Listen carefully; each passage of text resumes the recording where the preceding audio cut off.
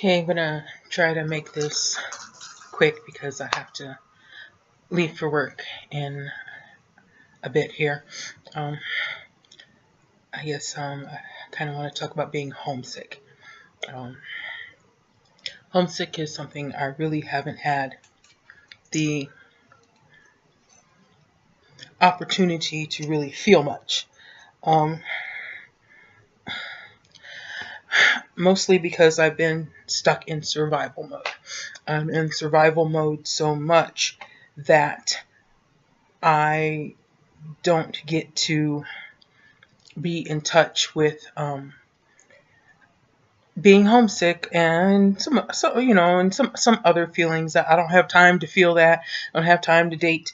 you know, I don't have time for a lot of things because I'm busy surviving. I'm busy um, busting my ass to keep a roof over our head and to you know keep us clothed and fed. Uh, you know, um, and and it doesn't leave me time to do nice things for myself. Sometimes I would really love a pedicure. you know I would really like to go out and get my hair touched up color wise. I've got, I don't know how much growth and all my gray showing very nicely. And But yeah, homesick. I don't usually get to feel homesick. Um, and Cherokee was frustrated with me earlier today because I didn't bid high enough on a house we wanted. Um, and even if I had come in a little higher, I still might not have been high enough, um, because these people are crazy.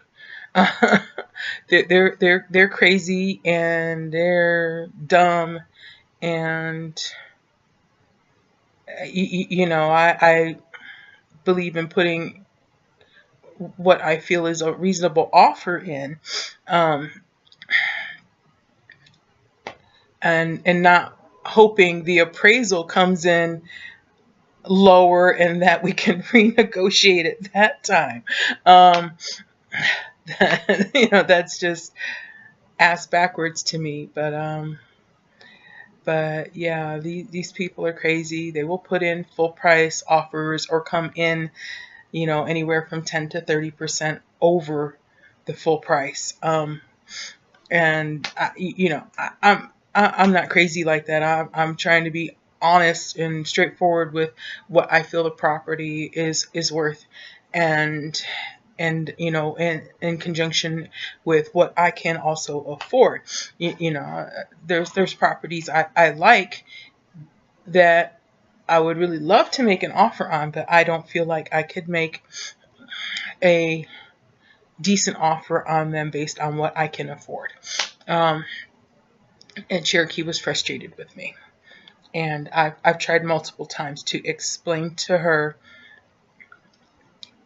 this housing variation, price variation, that, what's in my mind is fair, um, from my previous experience, life experience, to being here now, which is being here now is kind of feels more like I'm stuck here now. Um, and I try not to feel like that. I try to not to think about that. I try not to think about, going back home and to Ohio, and I can't go back home to Ohio. Um, I think for most people, relocating out of state, even if that's just for college for a few years, they just can't imagine what it's like when you can't go home. Um, you want to, but you can't. And I'm just trying to make the best of the situation. I'd like to be able to go home. I'd like to be able to come out the green grass. Um, yeah, I know green grass here. If there's green in somebody's yard, it's a carpet. It's a grass carpet. um, you know, maybe some golf clubs are, with all their extensive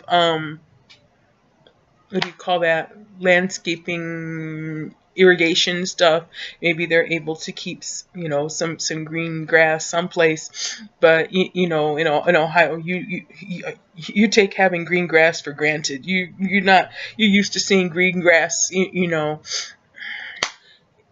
Sometimes even in the winter, it might not be growing in the winter. If even though there might be little or no snow at certain times. But you really take having all that green for granted, and you don't know what it's like to miss that until you find yourself someplace far away where you don't see that, and you get tired of the drab brown and tan and sand color that you're constantly surrounded by. I mean, because like this is not a place where palm trees are native to. Those are shipped in, and luckily they survive here. But yeah, this is not a tropical area. It's a desert. Uh, and there's not much greenery, and trees don't grow very strong, and so if there's a really high wind, you see all kind of down branches and stuff like that, or maybe the tree blew over entirely because they're weak from not being in an area where they would get water regularly. So but yeah, definitely, homesick, and my daughter trying to figure out, this disparity. She, out of curiosity, she went online to Zillow to look at homes in Ohio. What's in Ohio? What are things going for in Ohio? And it just made me so homesick. But I think she finally has an idea of what, why there's this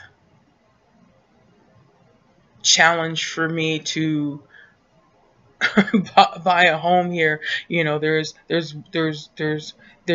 a difference between what you get approved for and what you can afford, because they will approve you for way more than you can afford.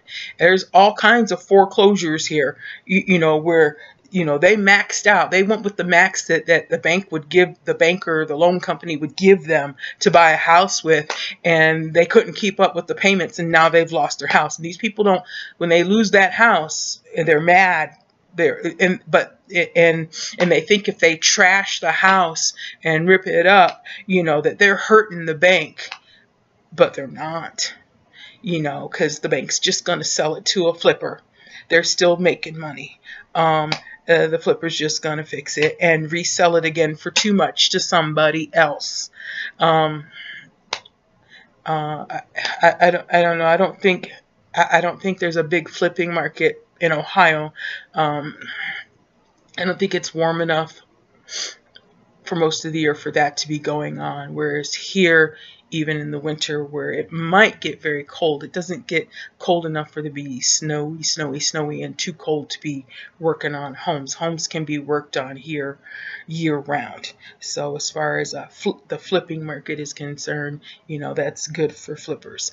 And they just screw things up. They screw things up for regular folks who are, struggling to get by, and just want to be able to put a decent roof over the heads of their family. But I don't know. I understand people wanting to make money, but sometimes the main goal here seems to be to screw over the little guy. Let's see who we can screw over, and it's why I don't work at the service desk. They put me at the service desk when I first got here. Mm-mm. I think I was at the service desk less than 6 months, and I had enough, you know. And and then people, other people at the service desk are telling me I'm taking it too personally. It's not your money; it's Home Depot's money. I work there. Home Depot pays me, and my pay and how many hours I get as a part-time person are dependent upon how well the store is doing. And if the store is not doing well because of people who are ripping it off, I'm the one who suffers.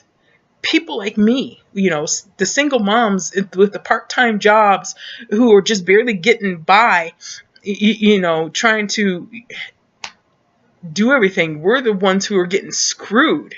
That you think you're stealing from the company, and you're not. You're stealing from someone like me, who's barely got shit in the first place. So, but yeah, not appreciating feeling homesick and missing home, and knowing you can't go back. So this is where we are. This is where we appear to be stuck at for the time being. And it is, I don't know why people come here for vacations. I don't know why people, I don't gamble, and I'm not interested in gambling. So I guess, there's just no way in my mind for me to understand that. Because I just don't believe in throwing my hard-earned money that I busted my ass to get away. So yeah, it's just beyond me why people come here, why this is a big, tourism is the big thing here, why and that's the only reason the city does so well, is people come here and lose all their money, and then they're homeless on the street here. It's awful. We inside our little rental area here, you could be fooled that it's not that bad, but like, if we can't even walk like a block outside of it and get, and not have to see somebody homeless, or not get, stopped by somebody trying to hit us up for money. So, it makes it just disheartening. You're constantly being stopped by somebody. Yesterday or the day before, we were stopped by a woman who said her food stamp card had been turned off. I'm sorry. I don't walk around with cash on me. I don't. That's not something I carry. And I don't encourage my daughter to either. So you think we look like nice people that you can hit up for money? Sorry, we're not walking around with money that we can hand out. And even if we had something on us, we still wouldn't give it to you, because we ain't got shit either. So you're shit out of luck either way. So I don't know,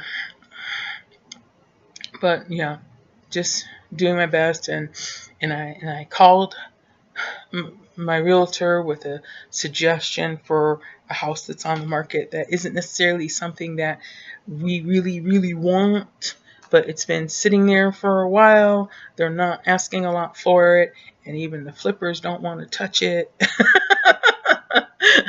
To give you an idea.